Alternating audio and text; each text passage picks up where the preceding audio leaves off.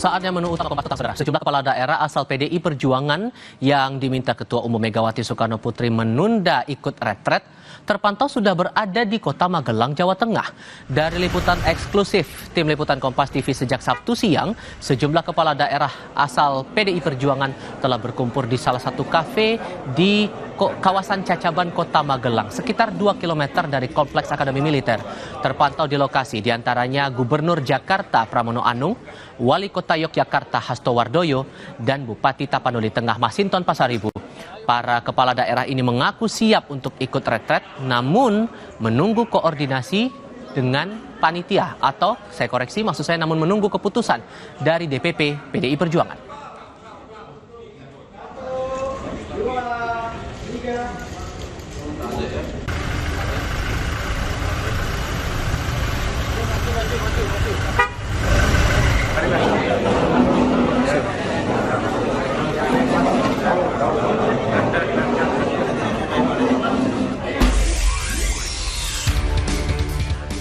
Penahanan Sekjen PDIP Hasto Kristianto oleh KPK hari Kamis menggelinding jauh ke retret kepala daerah di Akmil Magelang. Hanya berselang hitungan jam, Ketua Umum PDI Perjuangan Megawati Soekarno Putri bereaksi dengan menginstruksikan kepala daerah asal PDIP menunda retret. Mega juga mengeluarkan 3 pesan yang meminta kader untuk siaga. 1. PDI Perjuangan sudah terbiasa menghadapi tekanan, tetapi tetap kami punya napas yang panjang. 2. Jaringan PDI Perjuangan diminta tetap tenang, tetap bersiap siaga untuk menghadapi situasi yang terburuk. Sepanjang hari Jumat, sejumlah kepala daerah asal PDIP berdatangan ke Yogyakarta dan sebagian siaga ke wilayah masing-masing untuk menunggu instruksi lebih lanjut terkait retret di Magelang. Instruksi Bu Mega gimana, Pak? Ya nggak apa-apa, mungkin instruksi Bu Mega ya instruksi aja. Terus ini mau kemana dulu, Pak? Mau kemana dulu? Saya mau ke rumah anak saya di Muntilan. Mau tidur dulu. Istirahat dulu, gitu. Kalau nanti kita diizinkan untuk berangkat, kami juga akan segera berangkat. Kita aja. Tapi kita menunggu dulu. Ya kita stay di Jogja sambil nunggu kita Nunggu dari dari DPP. Ya kan DPP tentu sekarang banyak berdiskusi. Ya. Sepanjang hari Jumat pula, pertemuan elit PDI Perjuangan berlangsung di rumah Ketua Umum PDIP Megawati Soekarno Putri di Menteng, Jakarta Pusat. Beberapa politisi PDIP sampai bolak-balik menemui Megawati. Tadi di dalam bahas apa, Pak Said? Oh, biasalah, partai kan setiap saat rapat, bisa pagi, bisa malam, kan biasa saja. Instruksi dari Ibu terkait kepala daerah PDIP yang hadir retret hari ini? Ya masih berlaku instruksinya. Masih berlaku. Kalau Berarti yang tidak akan dicabut. Berarti tidak akan dicabut instruksinya. Ya, kita tunggulah. Gimana? Soal sikap, soal surat sampai sekarang berlaku. itu surat.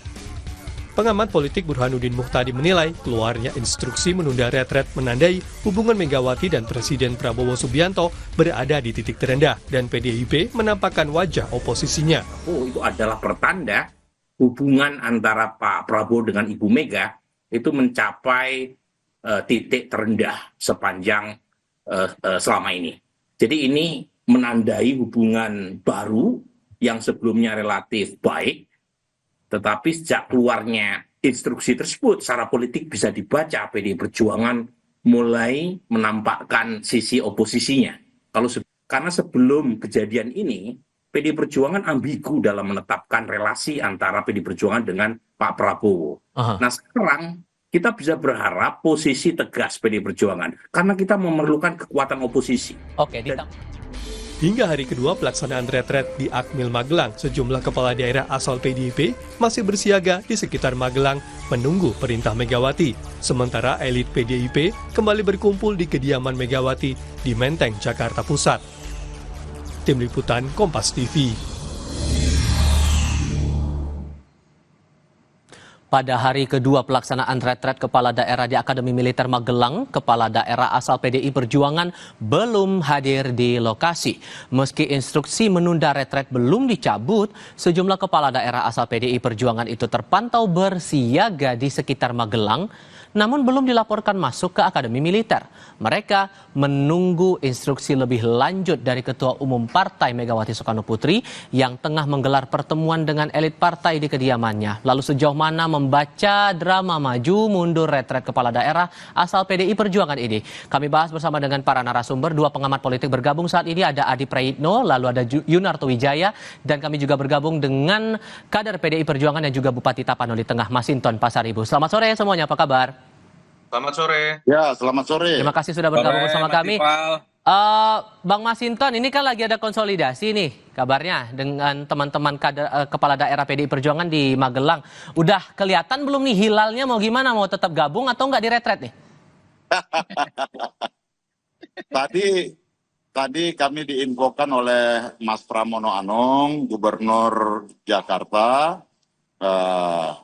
diinfokan bahwa kita semua harus tetap komitmen dengan arahan dari Ibu Ketua Umum PDI Perjuangan, Ibu Megawati Soekarno Putri. Dan kemudian kami juga disampaikan bahwa kita semua bersiap untuk mengikuti retreat yang waktunya nanti kita menunggu arahan dari Ibu Ketua Umum. Waktunya kapan? Insya Allah dalam waktu dekat ini nanti diinfokan kepada kami dan kami akan siap mengikutinya. Maka kami tadi tetap disarankan untuk tetap bertahan standby di Magelang ketika ada perintah untuk mengikuti bergabung dengan peserta retreat kepala daerah yang sekarang sedang berlangsung, maka kami bisa langsung seketika saat itu juga bisa bergabung. Sehingga bisa dipastikan sejauh ini teman-teman PDIP yang jadi kepala daerah belum ada yang bergerak ke Akmil Magelang, atau jangan-jangan udah ada nih?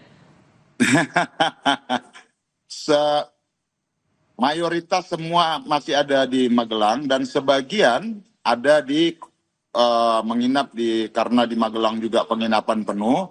Sebagian ada di Yogyakarta, ada yang menginap di wilayah Semarang, dekat-dekat dengan wilayah Magelang, seperti itu. Jadi tidak semua berkumpul di Magelang.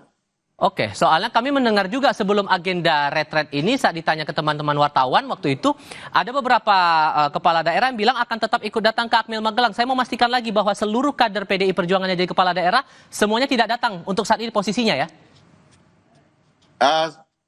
Saya tidak katakan semua ya, karena ada beberapa juga yang saya dengar tuh ada 3-4 orang ya, 3-4 kader yang mungkin karena pertimbangan karena kan yang mengusung tidak hanya PDI Perjuangan mungkin ya, mungkin dengan alasan itu mungkin mengikuti. Tapi ya sebagian besar semuanya mayoritas kader PDI Perjuangan sampai saat ini setia dengan garis keputusan Ibu Ketua Umum. Nah tentu perlu dipahamin ya, kalau sebagai kepala daerah tentu kami tegak lurus dalam pemerintahan itu kepada Presiden sebagai kepala pemerintahan dan kepala negara. Nah itu tentu itu yang disampaikan oleh Ibu Megawati kepada kami. Namun dalam aspek keputusan politik, organisasi partai politik, tentu kami ikut dengan keputusan partai politik. Jadi ini dua hal yang berbeda. Nah kebetulan waktunya memang bersamaan, maka kami diharapkan dan diinstruksikan untuk tetap standby, bukan dilarang, tetap standby seperti itu. Oke, masih standby, waiting for commander call nih Mas Toto. Tapi yang menjadi pertanyaan kok masih belum jelas nih arahnya nih, Anda membacanya kenapa nih? Iya, kita tidak tahu ya apa yang terjadi di internal PDI Perjuangan. Ada yang menafsirkan sudah boleh masuk karena ada beberapa kepala daerah sudah masuk, ada yang menafsirkan belum boleh masuk. Makanya istilah commander call ini saya nggak ngerti maksudnya apakah menunggu surat instruksi harian selanjutnya. Tapi poin pentingnya menurut saya seperti ini. Ini kan perdebatan klasik ya Mas Tifal, bahwa ketika seseorang sudah terpilih, entah itu menjadi kepala daerah, menjadi presiden, menjadi seorang menteri, lalu bagaimana menyeimbangkan antara posisi sebagai perwakilan partai dengan perwakilan orang yang dipilih oleh rakyat, terutama ketika menjadi presiden atau menjadi kepala daerah. Dan itulah yang menyebabkan sebenarnya kalau kita lihat di negara-negara lain, ketika sudah terpilih menjadi seorang menteri, menjadi seorang kepala daerah, fungsinya dalam kepengurusan partai itu harusnya dilepaskan sehingga beban-beban seperti ini bisa diminimalisir. Dengan segala hormat, saya ini sering disebut sebagai pengamat yang dekat dengan PDI Perjuangan. Tapi menurut saya instruksi kali ini tidak tepat. Ada langkah-langkah lain kok ketika tidak Mohon maaf puas terputus Mas, langkah ini menurut Anda bagaimana tadi? Boleh diulang? Menurut saya langkah ini tidak tepat. Ketika berbicara mengenai ketidakpuasan terhadap keputusan KPK misalnya menahan Mas Hasto, menurut saya ya langkah yang harus diambil adalah dalam track terkait dengan kasus hukum tersebut. Kan sedang ada gugatan pra peradilan berikutnya, kan masih ada sidang-sidang di pengadilan. Jangan kemudian campur adukan apabila betul ya bahwa ini terkait dengan penahanan Mas Hasto. Jangan kemudian campur adukan sebuah positioning politik, apalagi yang kemudian melibatkan kepala daerah. Kepala daerah ini nanti bergantung pada pemerintah pusat loh, DAK, DBH, dan DAU-nya. Termasuk dalam kerja-kerja politik kepada masyarakat di daerahnya. Ini yang menurut saya apa yang diinstruksikan hari ini sama dengan bermasalahnya logika-logika seperti koalisi permanen yang itu akan saya menganalogikan tapi sama bobotnya Mas Tifal ya. Ide koalisi permanen itu kan akan membuat anggota DPR yang sudah dipilih rakyat itu kemudian hanya nurut sama partainya dan nggak bisa protes terlepas apapun aspirasinya. Sama dengan apa yang terjadi pada teman-teman PDI Perjuangan sekarang gitu. Saya yakin mereka semua pengen ikut retret kok dalam konteks menjadi bawahannya presiden. Dan ini kemudian ada presiden memberikan pengarahan dalam acara retret misalnya. Atau kemudian sama rendah bobotnya dengan ketika seseorang udah jadi presiden atau menjadi menteri tapi masih jadi ketum partai. Yang saya katakan adalah sebenarnya istilah petugas partai yang sering dianggap negatif oleh sebagian publik itu terjadi di hampir semua partai. Problemnya hanya PDIP yang mendefinisikan itu secara eksplisit. Tetapi ini problem yang terjadi di semua partai. Sehingga menurut Anda Mas Adi ini akan jadi saya bilang posisi kepala daerah asal PDI Perjuangan ini lagi tersandra, apakah mau menuruti arahan dari pemerintah pusat atau justru dari partainya sendiri, begitu? Yang pertama tentu ini akan menebalkan satu diskursus bahwa pejabat-pejabat publik yang dimiliki oleh PDIP adalah mereka yang menjadi petugas partai dan tidak berani menentang bagaimana fatsun politik yang kemudian sudah disampaikan oleh ketua umum mereka, Megawati Soekarno Putri. Kan itu yang kemudian mengemuka sehari dua hari ini. Padahal secara persamaan kalau retret itu kan adalah bagaimana membangun sinergitas antara pemimpin pusat dengan pemimpin daerah, gubernur, bupati, dan wali kota. Dalam konteks itu saya kira memang siapapun kalau sudah menjadi pejabat publik, sekat-sekat persoalan partai, pilihan politik yang berbeda, mestinya sudah mulai harus dihilangkan. Tapi kan pada saat yang bersamaan, anggota dewan, maksud saya gubernur, bupati, dan wali kota yang terpilih ini melekat pada diri mereka sebagai pengurus partai, Mas. Agak repot memang mengkondisikan seperti itu.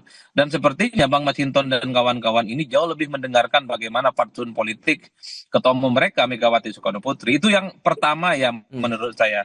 Tapi yang kedua memang per hari ini kan juga menjadi perdebatan.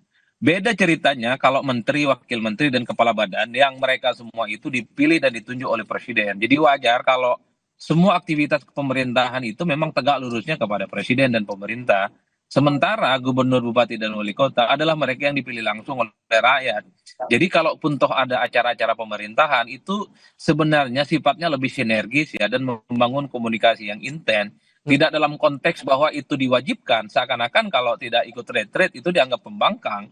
Karena kalau mau jujur sebenarnya tanggung jawab terpenting dari gubernur, bupati, dan wali kota adalah bagaimana mempertanggungjawabkan kinerja mereka kepada basis konstituen yang kemudian memilih mereka dalam pilkada. Jadi kalau saya melihat ya pemerintah pusat itu lebih kepada dia sebagai support system dan support apapun ya untuk mengakselerasi bagaimana kebijakan-kebijakan politik di daerah itu bisa dimaksimalkan. Apalagi pada saat yang bersamaan misalnya orang juga mulai bertanya urgensi dari retret. Kemarin menteri, wakil menteri, dan kepala badan retret. Kan itu tujuannya adalah untuk meningkatkan kapasitas dan bagaimana mengencourage soal etos menjadi pemimpin. Tapi kan dalam prakteknya 4 bulan berlalu ternyata sudah ada menteri yang memang tidak bekerja secara formal, tidak bekerja secara maksimal sehingga ada reshuffle. Makanya banyak orang yang kemudian meragukan retret itu adalah efektif untuk meningkatkan skill dan kepemimpinan. Makanya banyak juga yang kemudian mensupport secara substansi bahwa retret itu bukan sesuatu yang memang harus dianggap wajib dan harus diikuti oleh kepala-kepala daerah. Sudah kami tangkap Nomenklatur poinnya di yang situ. semacam ini agak rumit sebenarnya, Mas Tifa. Tapi di sisi lain kami juga dapat info, Bang Masinton, bahwa dari pihak pemerintah sudah berupaya juga untuk bertemu dengan teman-teman kepala daerah asal PDI Perjuangan. Apakah betul kabar itu dan sejauh mana komunikasi dengan pemerintah pusat? Jawabnya nanti ya Bang ya. Kita jeda sebentar, kami segera kembali.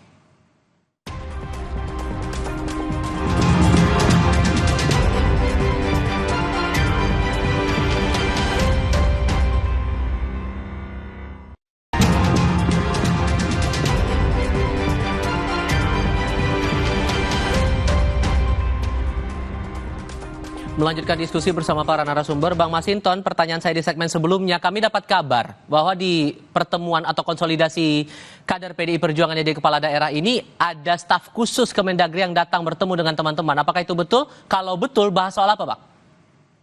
Iya, tadi ditugaskan oleh Pak Mendagri ya, Pak Herimen. Tadi kita bertemu dengan Mas Pram, ya, menyampaikan bahwa kita izin kolektif, ya, sambil nanti kita tetap standby untuk nanti bisa bergabung ketika kami diarahkan untuk bergabung dengan rekan-rekan kepala daerah lainnya yang sudah mengikuti retreat pada hari ini, seperti itu. Dan respon dari Kemendagri gimana, Bang? Ya, responnya sangat welcome, ya, dan memahami suasana sikap politik PDI Perjuangan dan memahami bahwa ini adalah sebagai sebuah sikap politik yang itu tidak dikaitkan dengan pemerintah, karena bagi kami kemarin ketika pengarahan yang oleh Ibu Megawati ketika sebelum pelantikan itu, ya, di sekolah partai, Ibu Megawati menegaskan tentang tugas-tugas kader dalam pemerintahan di daerah, yaitu harus senapas dan sebangun dengan presiden sebagai kepala pemerintahan. Dan kita dengan sistem presidensil, bukan sistem lain, ya, dan dalam negara NKRI, maka ya semua adalah dalam tugas pemerintahan itu tegak lurus dengan program-program dari presiden. Oke, lalu apa permintaan dari Kemendagri dalam diskusi waktu itu, Bang? Intinya kami berkomunikasi bahwa kapanpun kader-kader dari PDI Perjuangan, kepala daerah PDI Perjuangan untuk bergabung nanti dipersilahkan, seperti itu. Oke. Mas Toto, gini, kalau kita membaca juga nih arahan instruksi dari Bu Mega, ini ada kesan bahwa pesan yang disampaikan oleh Bu Mega ini ditujukan ke Presiden Prabowo. Karena walaupun alasannya gara-gara Pak Hasto jadi tersangka di KPK lalu ditahan, tapi kan kenapa kemudian arahnya ke agenda retret ini? Anda menangkap hal yang sama juga kalau publik membacanya demikian, atau gimana? Itu yang tadi saya kritik ya. Sebuah tamparan keras harus diakui buat PDI Perjuangan, sekjennya kemudian ditahan. Apapun, semua partai pasti akan terguncang dan mungkin akan melakukan sebuah upaya perlawanan balik. Tetapi apakah pelurunya ini ditembakkan dengan menggunakan pistol dan peluru yang benar, itu yang menurut saya salah. Perlawanan balik, kalau betul ini disebabkan oleh ditahannya Mas Hasto, harusnya ya dilakukan dalam konteks hukum juga. Dan tidak kemudian masuk ke ranah yang lain yang membuat tafsir dari masyarakat konstituen menjadi bermacam-macam, termasuk tafsir dalam dialog ini. Atau Mas Burhan tadi mengatakan bahwa ini berarti indikasi bahwa akan menjadi oposisi. Harusnya kan dipisahkan. Ketika misalnya protes pun terhadap kegiatan retret yang misalnya sifatnya tidak wajib, tadi ada tafsir seperti itu Mas Adi sudah jelaskan, ya lakukan itu dalam masa-masa sebelum.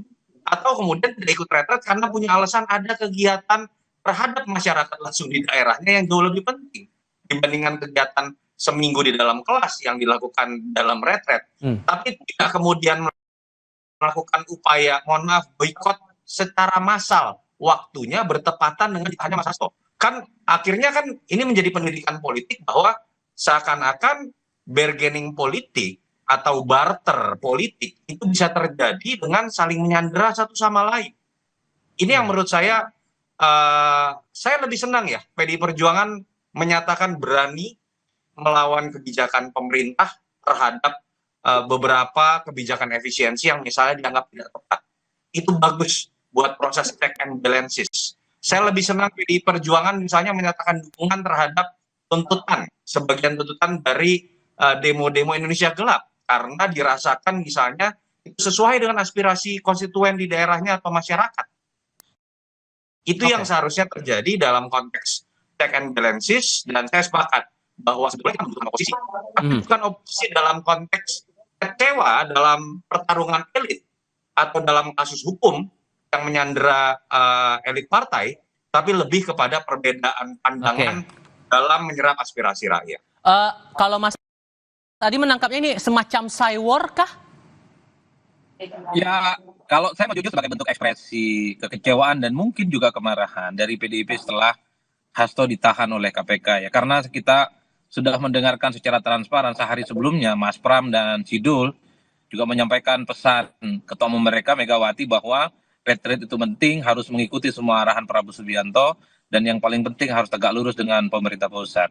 Tapi kan tak lama setelah itu, besoknya ketika sore Hasto itu ditahan, berubah secara total. Jadi chemistry, kebersamaan, kemudian keintiman antara kedua partai, antara Megawati dan Prabowo yang selalu berbalas pantun bahwa keduanya itu adalah sahabat lama, seakan-akan hilang ketika ada boykot di mana seluruh kader PDIP yang jadi gubernur, bupati, dan wali kota per hari ini itu diharamkan untuk retreat di Magelang. Wajar kalau kemudian banyak pihak yang mengatakan ini semacam pembangkangan politik sebenarnya yang ditujukan kepada pemerintah.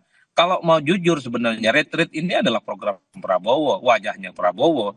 Sementara PDIP yang mengaku sebagai teman, sebagai sahabat, adalah satu-satunya partai politik yang kemudian mengharamkan kepada kadernya untuk ikut retreat. Ini kan secara tidak langsung mencederai bagaimana persahabatan dan kehangatan keduanya itu tercoreng dengan adanya retreat yang kemudian ditangguhkan ini. Makanya menurut saya yang penting adalah harus ada jalan keluar yang sebenarnya membuat rasa-rasanya PDIP itu tak kembali dibully, bahwa PDIP hanya sebatas mementingkan ketua umum mereka, hanya sebatas mementingkan misalnya partainya dibandingkan dengan mementingkan kepentingan masyarakat. Opini publik per hari ini memang cukup agresif memojokkan PDIP karena masih menganggap gubernur, bupati, dan wali kota dari PDIP itu jauh lebih takut kepada ketua umum dibandingkan misalnya memikirkan kepentingan bersama, menyatukan persepsi dengan pemerintah daerah lain, termasuk dengan pemerintah pusat retreat di Magelang. Terlepas bahwa menunggu arahan dari ketua umum, Bang Masinton, singkat saja, apa syarat yang membuat teman-teman PDI Perjuangan akan memilih bergabung ikut retreat?